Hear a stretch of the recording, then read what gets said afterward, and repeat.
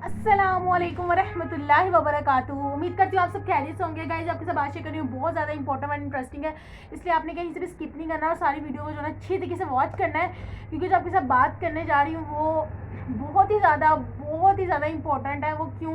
क्योंकि जो मैंने सीखा वो आपके साथ शेयर करूँगी। अल्हम्दुलिल्लाह जितनी भी मेरी वीडियोज़ है उसमें कुछ ना कुछ जो मैं सीखती हूँ उस पर इम्प्लीमेंट करती हूँ एंड देन उसके बाद आपको बताती हूँ। तो गाइज़ आज जो है ना मैं आपके साथ बात ये शेयर करूँगी कि हुआ कुछ यूँ कि मेरे ना तकरीबन एक हफ़्ता ही हो गया हुआ है, पाँव की ना फिंगर पे काफ़ी दर्द था, लेकिन काफ़ी से मुरादी कि थोड़ा थोड़ा लाइट लाइट फील हो रहा था।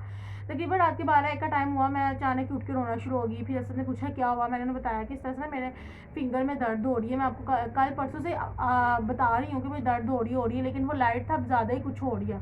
हुआ क्यों? क्योंकि वो ना मैं कहीं बैठी हुई थी, मॉर्निंग का ही टाइम था, तो कॉमन पिन के साथ हम अपने कॉमन पिन पता ही नहीं चला, बस कोई सोच ही रही थी, कुछ सोच रही थी, सोच में ना मैंने कॉमन पिन पकड़ी और कॉमन पिन के साथ जो है ना अपना नेल साफ़ कर रही थी पाँव के। हालांकि दूसरी कोई और चीज़ भी कर सकती थी, लेकिन मैं क्या कर रही हूँ, कॉमन पिन के साथ। अब वो जो कॉमन पिन के साथ नेल साफ़ किया, वो कॉमन पिन जो है ना मेरे नेल के अंदर ही जाके लग गई, ज़रा डिप डिप पे जाके थोड़ा सा यानी कि नेल के थोड़ा सा बॉटम में जाके लगी।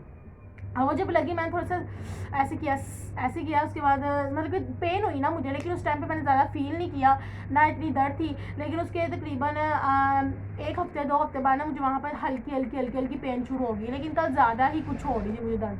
खैर रात को फिर वो जो भी था घर में मरहम वगैरह जो अम्मी लगाती हैं अपने पाँव पे, उनको भी ज़रा है शुगर का मसला, वो भी वही चीज़ यूज़ करती। खैर जो वही चीज़ पकड़ के मैंने भी यूज़ कर ली, असर ने लगाया, लेकिन थोड़ा सा फील हुआ, अच्छा फील हुआ।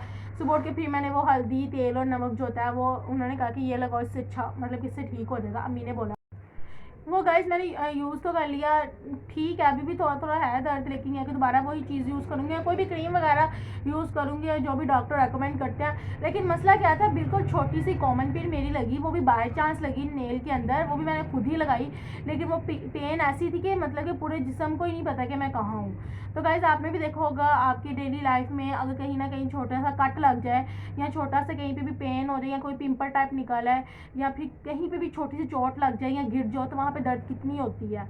तो अगर हम एक दफ़ा 1 मिनट के लिए इमेजिन करें कि यार अभी आज हमारे से इतनी सी दर्द जो है ना बर्दाश्त नहीं हो रही, पूरा जिसम ऐसा लगता है जैसे बस उस पेन पे ही डिपेंड करता है, क्योंकि पूरा जिसम उस पर मतलब पूरा जिसम अल्हम्दुलिल्लाह ठीक है, लेकिन जो है ना पेन यहाँ पे हो रही है। आज मैं वही सोच रही थी कि यानी कि एक पाँव पे एक छोटी सी कहाँ पे लगी, कहाँ एक जो पाँव है, पाँव के ऊपर जो थम नेल है ना, वहाँ पे थोड़ा सा मुझे इस तरह से पेन हुआ और बस मेरी तो ऐसी थी जैसे जान ही बंद हो गई हुई है। हालांकि कुछ भी नहीं है, मैं बिल्कुल ठीक ठाक बोल भी रही, लेकिन क्या है कि पूरे बॉडी को पता है कि भाई बस दर्द हो रही है। तो कहीं भी जिसम के पार्ट पे हमें कहीं पे भी दर्द छोटी सी भी फील हो या पेन फील हो, तो उस टाइम पे आप थोड़ा सा इमेजिन करो कि गाइज जो भी है आज हमारे से ये बर्दाश्त नहीं हो रहा, तो फिर हमने जब क़यामत वाले दिन अल्लाह ताला के सामने जाना है या हमने कब्र में जब जाना है, तो हम फिर किस तरह से कीड़े मकोड़े और इन सबको कैसे बर्दाश्त करेंगे।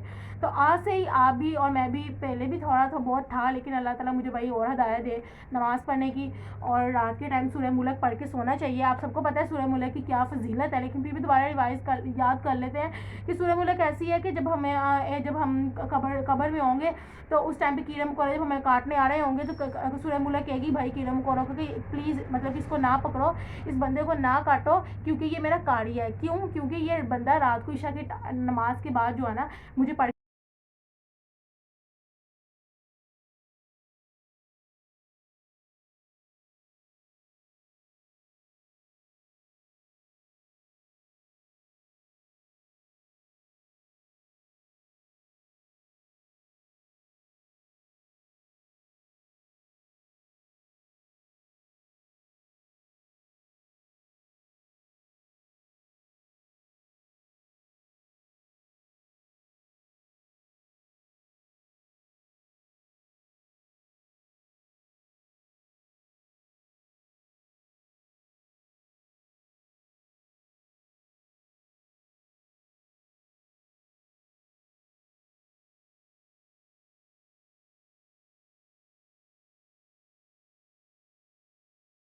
तो सूरह मुल्क इतनी बड़ी फजीलत है, तो मुझे जब पता चला, शुक्र अल्हम्दुलिल्लाह। कभी कभार मिस हो भी जाती है, कभी कभार क्या काफ़ी दिन मरतबा ऐसा हुआ है, लेकिन फिर भी अल्लाह ताला मुझे भी और आपको भी हिदायत है सूरह मुल्क पढ़ने की, क्योंकि ये हमें कब्रस्तान में जब हम होंगे, कब्र में होंगे, तो कीड़े मकोड़ों से हमारी प्रोटेक्शन करेगी और कहेगी कि भाई जैसे एटमॉस्फेयर की एक लेयर हमारी प्रोटेक्शन कर रही है सूरज की डायरेक्ट अल्ट्रावायलेट जो रेज है वो डायरेक्ट हमारे पास नहीं पहुंच रही, क्योंकि वहाँ से टकरा के ओजोन लेयर से टकरा के वापस जा रही है। इसी तरह से ओजोन लेयर का ही काम करेगी सूरह मुल्क, और वो कहेगी कब्र में कीड़े मकोड़ों से भाई से पीछे हो जाओ, क्योंकि ये कारी है मेरा, क्योंकि ये मुझे ईशा की नमाज पर पढ़ता था। जैसे गाइस आप भी मैं भी मामूल बना लेते सूरह मुल्क पढ़ने का। एंड देन उसके बाद बड़ी इंपॉर्टेंट मैंने बात करनी थी, वो ये करनी थी कि भाई इसी तरह मैंने आपको बताया कि थोड़ी सी मेरी लास्ट टाइम जो मैंने वीडियो पोस्ट की थी उसमें थोड़ी सी बात रह गई थी, वो दोबारा आप रिपीट करूँगी। तो भाई हम जब मेलाद पे गए, वहाँ पे क्या देखा कि एक ना बड़ी अच्छी सी माशाल्लाह बड़ी क्यूट सी एक औरत थी, उसने साथ अपने 2 बच्चे पकड़े साथ लेके आई थी मेलाद में।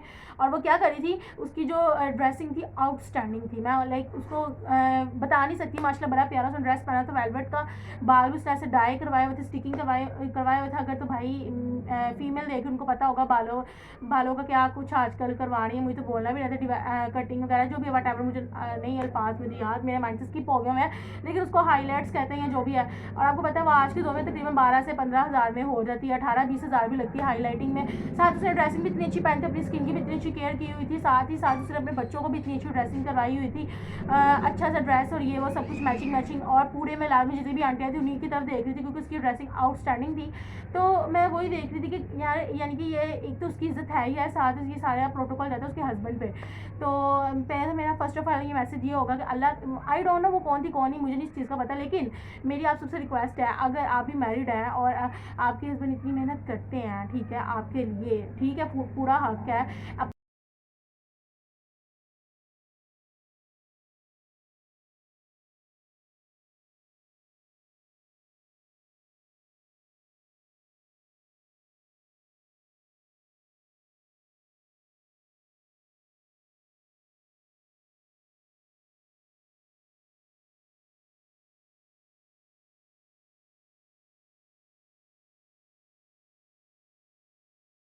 हाँ, ये बात तो सच्ची है कि अपने अहलो याल पे खर्च करना, यानी कि अपनी वाइफ पे, अपनी बीवी, अपने बच्चों पर खर्च करना सबसे अफजल तरीन सदका है।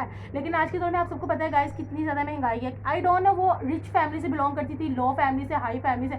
अगर तो हाई फैमिली से बिलोंग करती थी तब भी उसको ठीक है, और लो फैमिली वाला भी बंदा पहन सकता है। लेकिन आज के दौर में मेहनत करना बहुत मुश्किल है।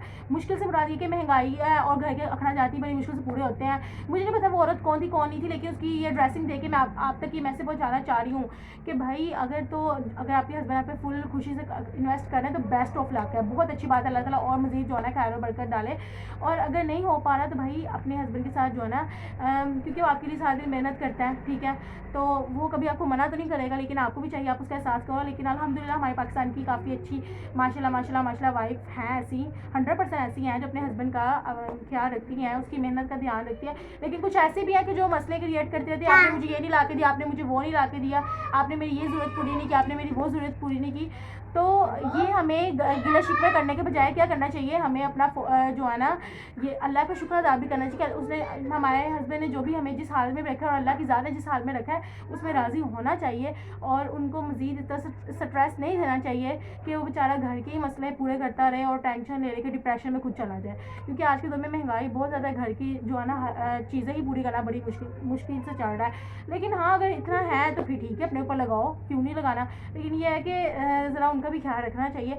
और इसी तरह से वो आंटी तो माशाल्लाह प्यारी लगी थी अपने बच्चों के साथ, लेकिन उसी के साथ एक और फैमिली आई हुई थी मेलाद में, और वो भी प्यारी थी, लेकिन उसके चेहरे से ज़रा चालाक होशियार तरीन लग रही थी। उसके ब्लैक था फेस, लेकिन उसने अपने आप को बड़ी अच्छी तरीके से ब्लीचिंग वगैरह की हुई थी, अपने आप की बड़ी अच्छी ग्रूमिंग की थी, लेकिन फिर भी ना वो हसद कर रही थी उस आंटी को देख के कि भाई वो ज़्यादा प्यारी लग रही, मैं ज़्यादा प्यारी, लेकिन नहीं, ऐसा नहीं है, वो भी बहुत प्यारी लगी थी अगर मेरी नज़र से देखा जाए। लेकिन ये है कि हम लोग ना बस हसद करते रहते हैं कि भाई वो हमारे से आगे चला गया।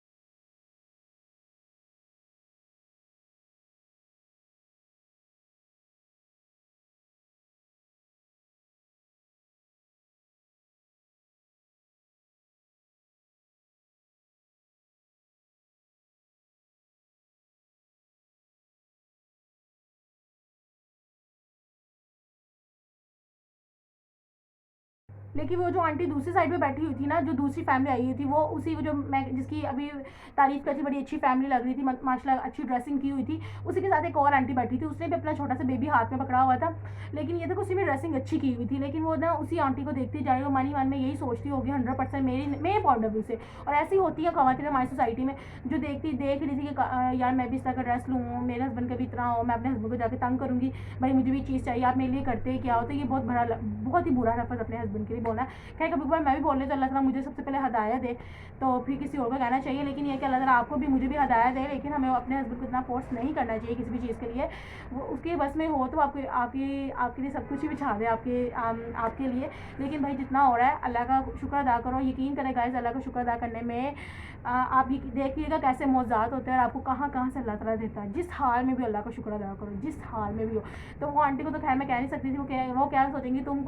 लेकिन वो जो आंटी दूसरी साइड पे बैठी हुई थी ना, जो दूसरी फैमिली आई हुई थी, वो उसी वो जो मैं जिसकी अभी तारीफ़ कर थी, बड़ी अच्छी फैमिली लग रही थी, माशाल्लाह अच्छी ड्रेसिंग की हुई थी, उसी के साथ एक और आंटी बैठी थी, उसने भी अपना छोटा सा बेबी हाथ में पकड़ा हुआ था। लेकिन ये देखो, उसी में ड्रेसिंग अच्छी की हुई थी, लेकिन वो ना उसी आंटी को देखती जा रही है, मन ही मन में यही सोचती होगी 100% मेरे पॉइंट ऑफ व्यू से। और ऐसी होती है